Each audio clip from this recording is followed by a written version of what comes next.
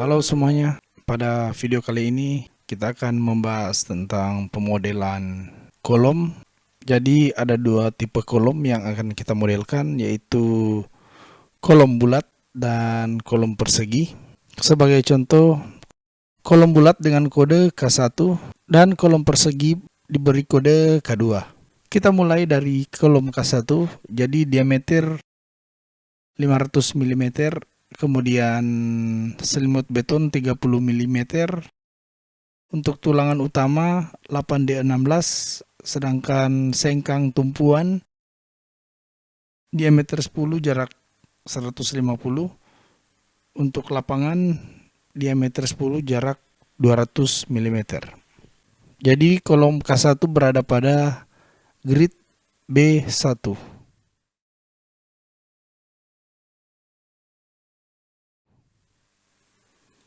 Kita ke tecla structure, kemudian kita ke concrete, column, properties, untuk nama input K1, kemudian profile, gunakan circular section, profil D, kemudian input, diameter, OK. Untuk material gunakan K250 seperti pada contoh. Oke. Selanjutnya position. Jadi bottom daripada kolom berada pada minus 150, sedangkan top kolom berada pada elevasi 8000.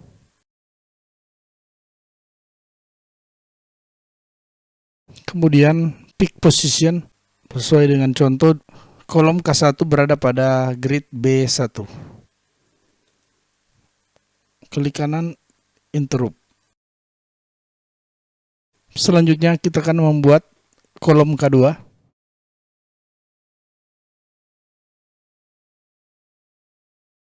Kita ke concrete, kolom, untuk nama kita rubah K2. Selanjutnya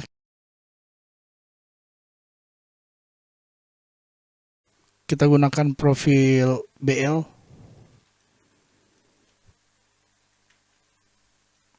Sesuaikan dimensi yang digunakan, kemudian OK. Material sudah tersetting, jadi lanjut. Kita ke position, bottom daripada kolom K2 berada di atas fondasi telapak, yaitu berada di elevasi minus 1650.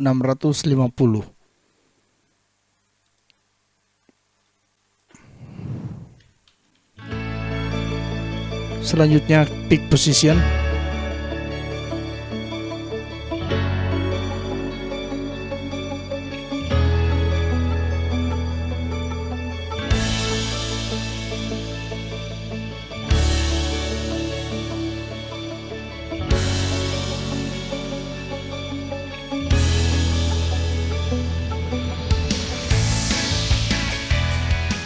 Kita ke tahap selanjutnya, yaitu membuat penulangan kolom K1.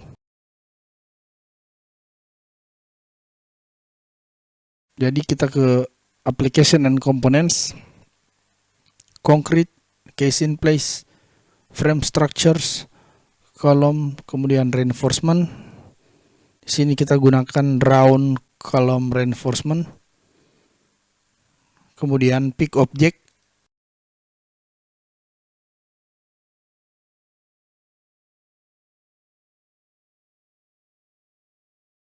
Selanjutnya kita akan menyesuaikan tulangan seperti pada contoh. Jadi kita edit, klik 2 kali.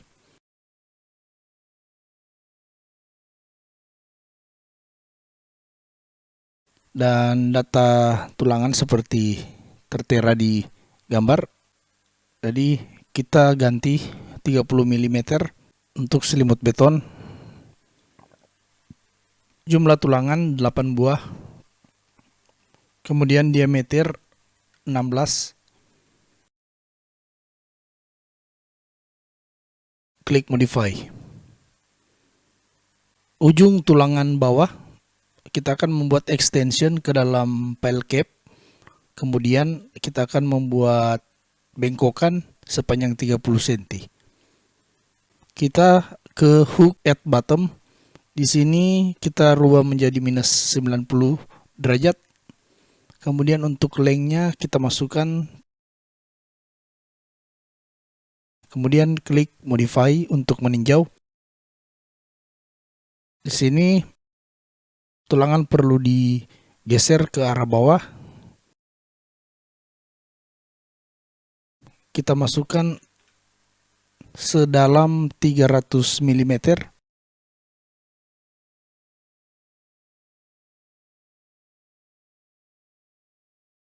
Untuk ujung tulangan bagian bawah sudah selesai. Kita ke stirrups. Jadi untuk spacingnya pada bagian tumpuan berjarak 150 mm, lapangan 200 mm. Selanjutnya di sini kita gunakan tipe yang ini karena dia berbentuk spiral. Selanjutnya ke stirrup attribute untuk merubah diameter tulangan sengkang. Kita gunakan diameter 10. Kemudian klik modify.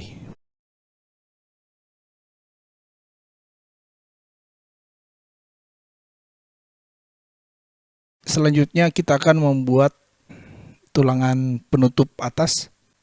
Jadi misalnya saya menggunakan 2 tulangan penutup. Kita tinjau. Untuk diameter kita bisa sesuaikan di sini. Kita gunakan diameter 10. Kemudian OK. Kita bisa merubah number of bar di sini. Kemudian klik modify. Selanjutnya kita input selimut beton.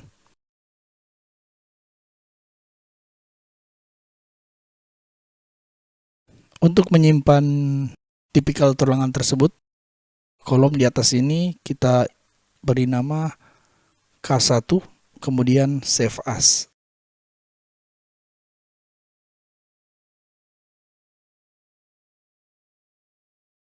Lanjut ke kolom K2. Kita gunakan rectangular column reinforcement. Klik, kemudian kita pick object. Klik kanan, interrupt. Kita edit tulangan tersebut sesuai dengan contoh.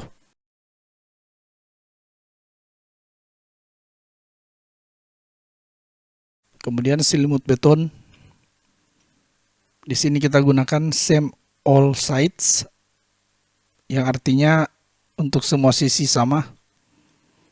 Kemudian kita ke bar ends untuk mengatur tulangan ujung. Jadi tulangan ujung akan kita masukkan ke dalam pondasi telapak. Jadi kita rubah di sini. Misalkan dia masuk ke dalam pondasi telapak sedalam 200 mm. Kemudian klik modify. Kita tinjau terlebih dahulu. Jadi kita perlu mengangkat atau menggeser ke atas dengan cara memperpendek dimensi tersebut. Kita ganti menjadi 150 mm. Kemudian tinjau. Untuk panjang bengkokan kita bisa mengubahnya di sini, lengthnya. Misalnya panjang tulangan bengkokan 200 mm.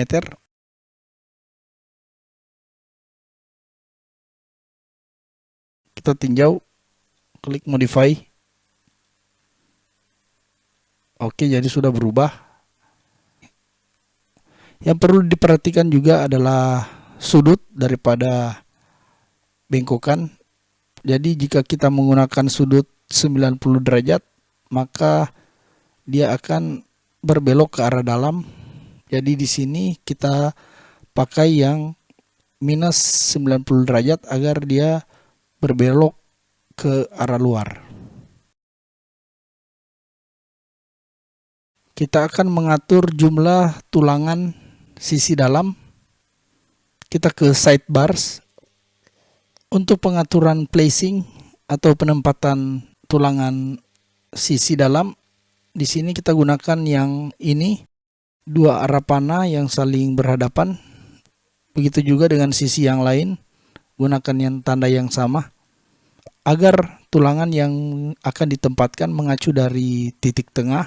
Selanjutnya, untuk sidebar atribut kita gunakan size sesuai dengan contoh diameter 16, dan jumlah tulangan kita input di sidebar 1. Di sini sidebar berjumlah 2, untuk sisi X dan sisi Y 2 buah. Jadi kita input di sini 2. Kemudian kita tinjau modify. Oke, jadi sudah termodelkan. Selanjutnya kita akan mengatur tulangan sengkang. Kita ke stirrups. Kita atur modelnya. Kita gunakan yang ini. Kemudian untuk spasi tumpuan kita gunakan 150 mili dan lapangan 200 mm. Kemudian di sini size diameter daripada tulangan, kita gunakan tulangan diameter 10. Kemudian oke, kita klik modify untuk meninjau. Selanjutnya kita akan membuat tulangan penutup atas. Kita ke top, kemudian kita input number of bar. Jumlah tulangan yang kita gunakan misalnya 3 buah. Untuk arah X dan arah Y 3 buah. Kemudian di sini placingnya kita rubah. Diameter tulangan kita ganti, misalnya kita menggunakan tulangan diameter 10 mm. Kita tinjau. Jadi jarak antar tulangan terlalu berdekatan, jadi kita ubah di sini menjadi 20 mili.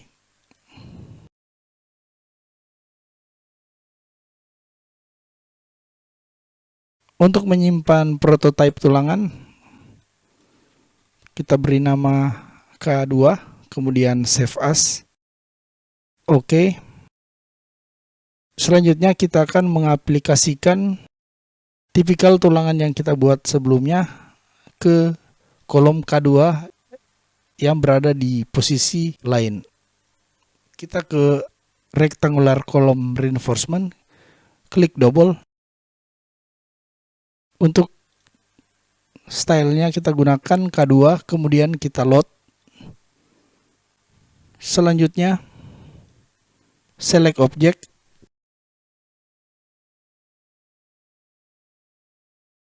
Klik kanan interrupt.